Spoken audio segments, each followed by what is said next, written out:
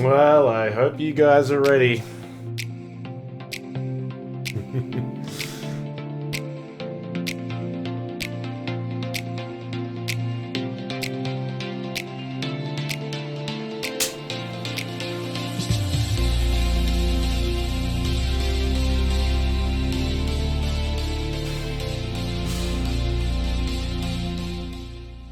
Welcome back.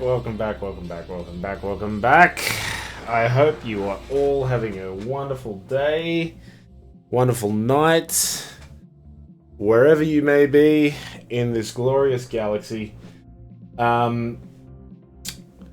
Just a very sporadic video today. I didn't really intend to make one tonight, but I thought that this would be worth covering. For those of you that do not know, our CG developer, Crumbs, has recently been interviewed on a podcast, on the Gambit Podcast.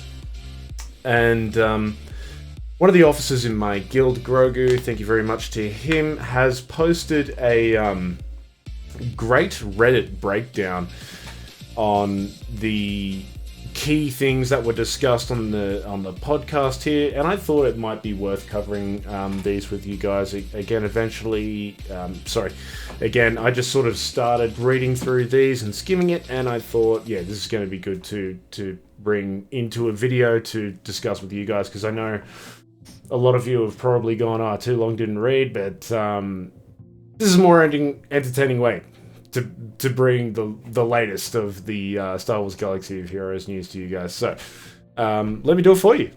All you have to do is sit back, relax, grab yourself a drink, and I'll read it. Alright, let me bring you guys over. So, here we are on Reddit here.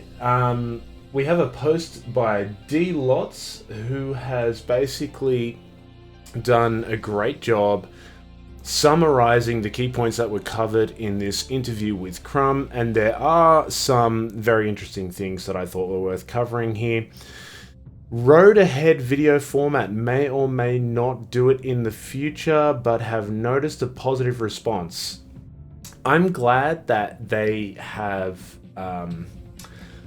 acknowledged the positive response that they've gotten from this. I know that there's been an equal, at least from what I've perceived anyway, amount of hate for it.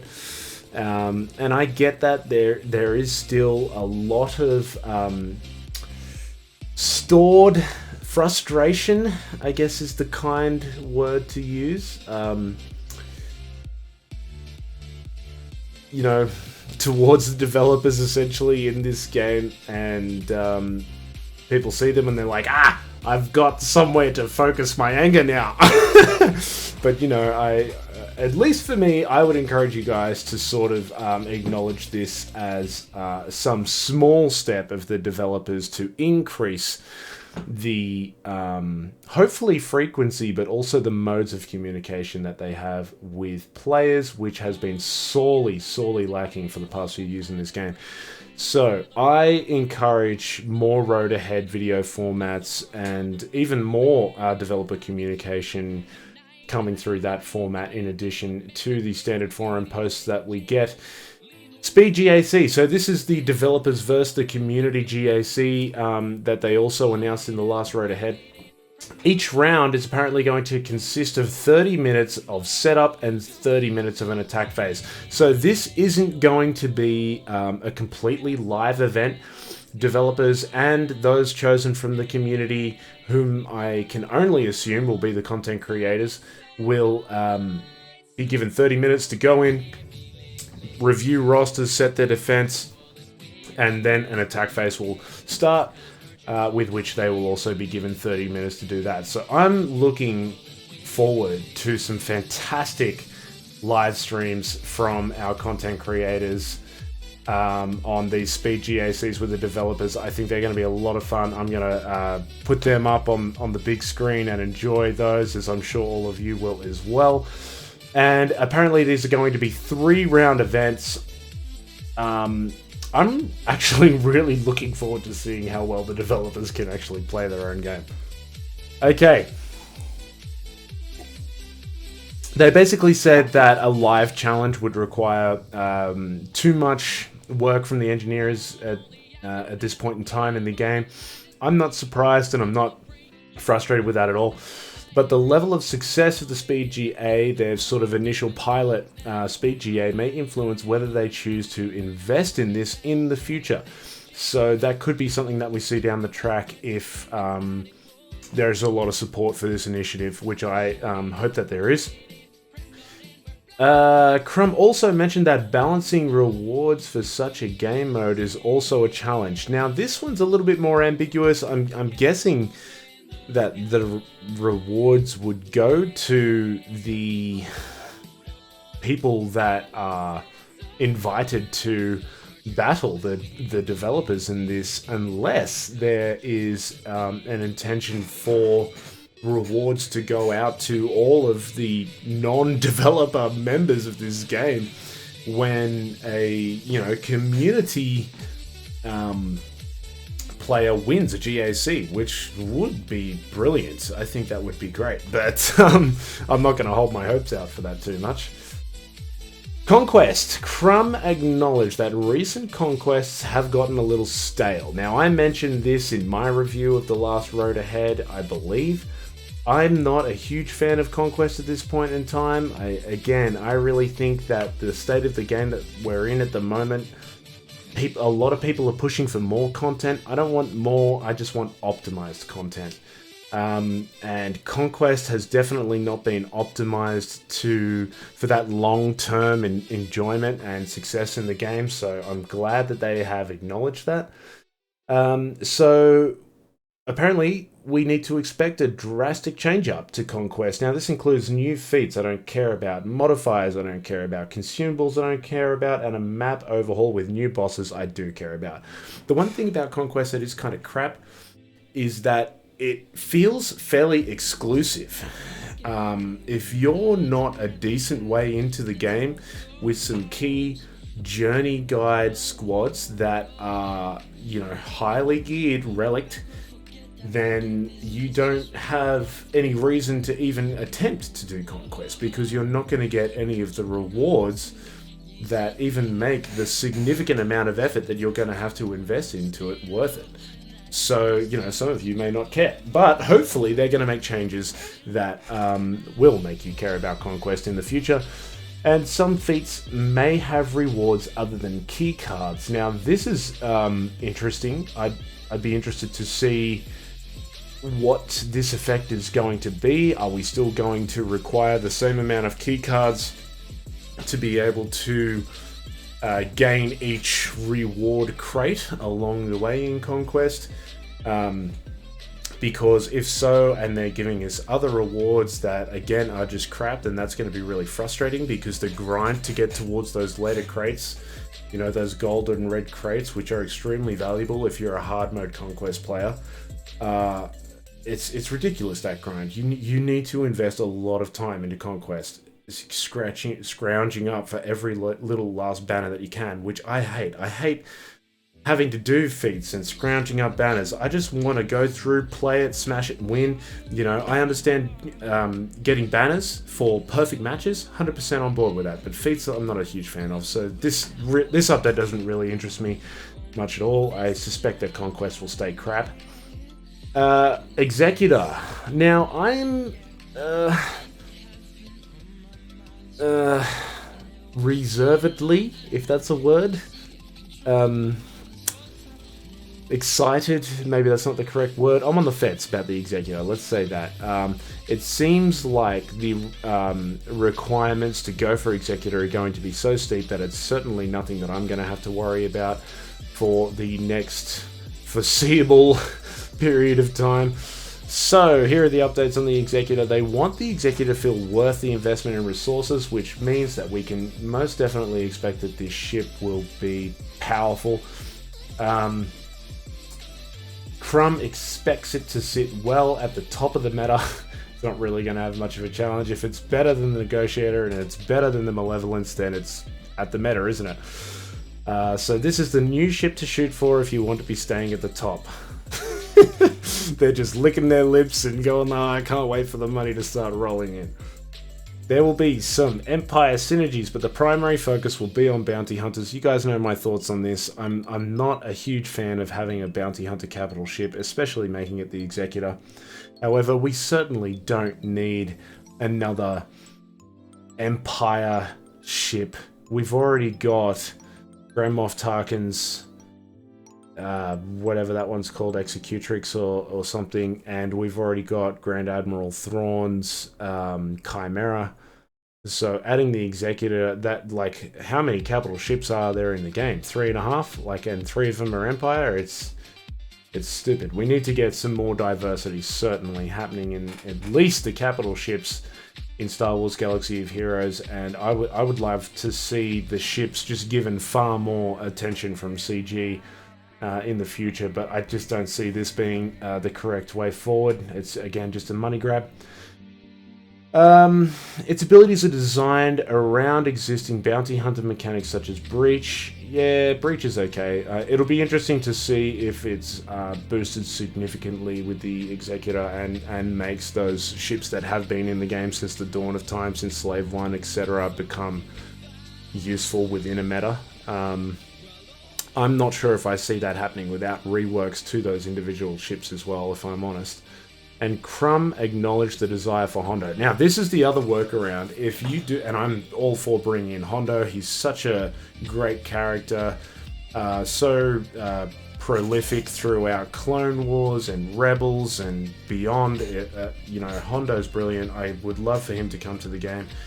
I'd certainly love... You know what? Who would have been a great bounty hunter capital ship pilot is Hondo. That's what they should have done. You know what I mean? Like, I would have accepted that because Hondo was a big dude. He was a big player in the bounty hunter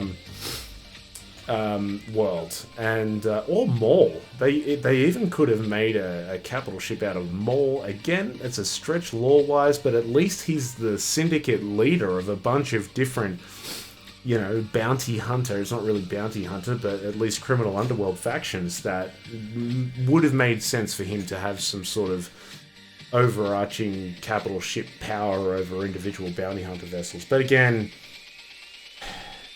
not with Boba Fett, not with Slave 1. You know, the time periods are wrong. So it's difficult. I acknowledge the difficulty and what they're attempting to achieve gameplay-wise, but again, I respect the lore more than I do the gameplay. Let's move on to lore. So hopefully Hondo comes, to Maul rather. Nothing really new here, but Crumb did mention that Gar Saxon may have some level of viability with Maul. I'm 100% for this. Gar Saxon was Maul's kind of right-hand man when it came to managing the Mandalorians during the Clone Wars, during his time as Mandalore.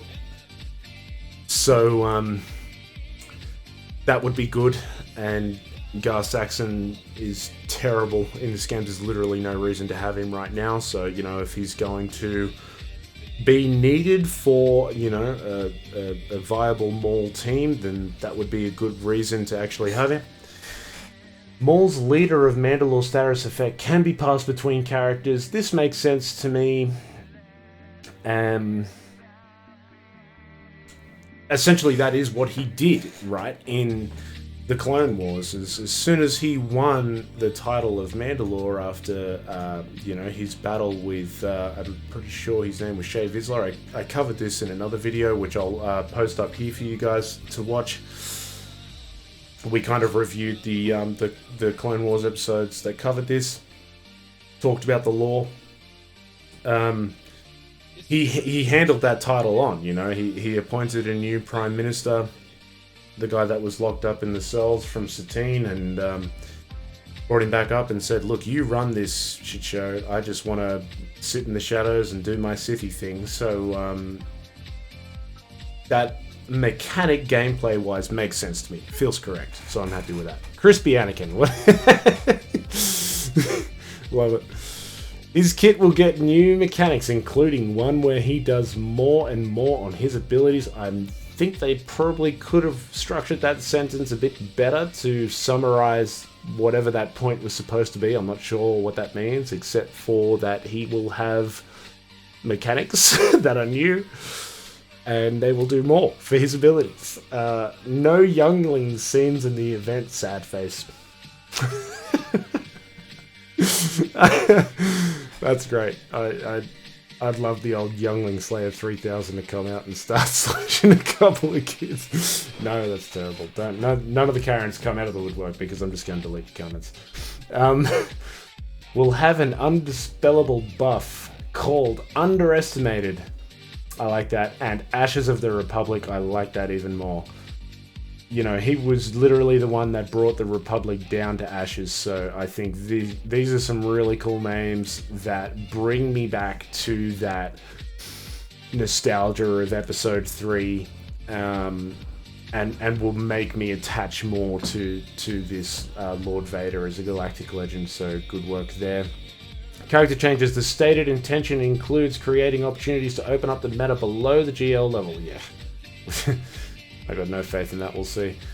They don't want to blanket nerf any GL counters, however they specifically want to address interactions where there is high consistency and a difference in the level of investment required. Crumbs specifically called out Vader vs. Rey. Now, I am still somewhat of a lazy SWGOH player in that I have not invested much time into Galactic Legend counters, including Vader. Don't get me wrong, as soon as they brought out Vader's latest rework with the Merciless Massacre Zeta, I certainly put it on him and I reliced him because it was awesome, and I use him against a lot of other teams, but it's not a GL that I use him against. I know there are many of those out there that play SWGOH a little bit more seriously and are interested in that kind of theory crafting side of the game, like how can I beat these super powerful teams with these teams that are far more free to play accessible. I think that is a fantastic aspect of this game. One that is a minority, right? I really still feel quite strongly that this doesn't need addressing by the developers. I feel like a minority of the players are using these characters to counter GLs, and I think that they're doing them in arenas of gameplay that don't really matter. As you don't see a Vader in spot 1 in the squad arena ranks at the top tiers. You just don't. It's full of galactic legends for as far as the eye can see, and that's exactly what they wanted. That's exactly what's happening. Anyway, I'm not going to harp on about the same thing I've already said in my other video. Let's move on.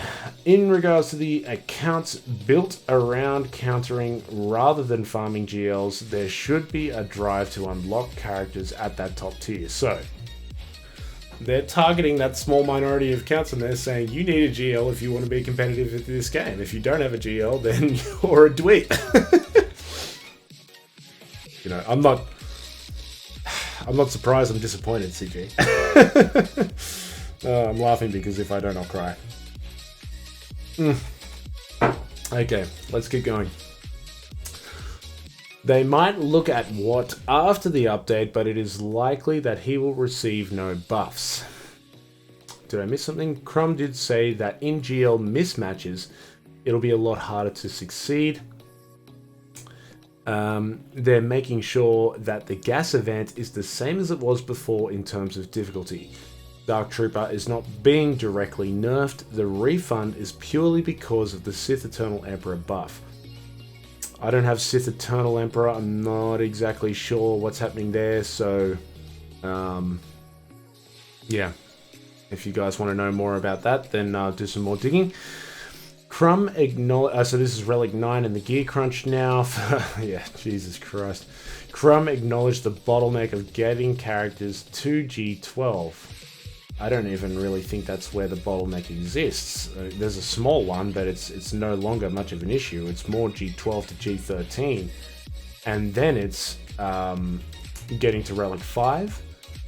And then, you know, getting to Relic 8. Anyway, however, any efforts are likely to be more passive rather than a major overhaul to the gear economy. Any efforts are likely to be more passive. Okay. I'm gonna start looking over here because my webcam's covering up, but don't worry, you guys won't miss anything. Likely not to be a new game mode accompanying Relic 9. Okay, so they're going to slot whatever pieces we're going to have to farm for Relic 9 into existing game modes, which I could have told you. Crumbs said they will probably use existing game modes. Okay, so yeah. No plans for characters to be taken to Gear 12 before 7 stars, as this is the case with Hux. Okay, so this is the bottleneck that they're referring to. You need to have a character at 7 stars before you can take it from Gear 11 to Gear 12. Usually there's a couple of Gear 11 pieces that you won't be able to assign until you do have that character 7 starred. I'm fine for this to stay the way that it is. It makes sense to me that the grind for those characters between doing their stars and doing their gear should be somewhat encouraged to be even. I don't really foresee this as an issue. What do we got? No plan. Yeah, so let's go down to Miscellaneous. The term of SWGOH 2.0 was mentioned as something being used internally at CG in a casual sense in regards to the Unity framework overhaul as well as the defense penetration changes. This sends a chill down my spine. SWGOH 2.0.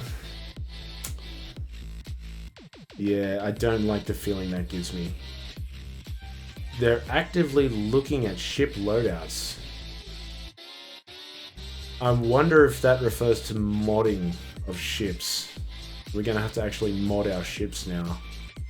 The ship load of content still has ramifications for the future. Okay, so at least addressing ships. I don't want to have to mod my ships though, Jesus.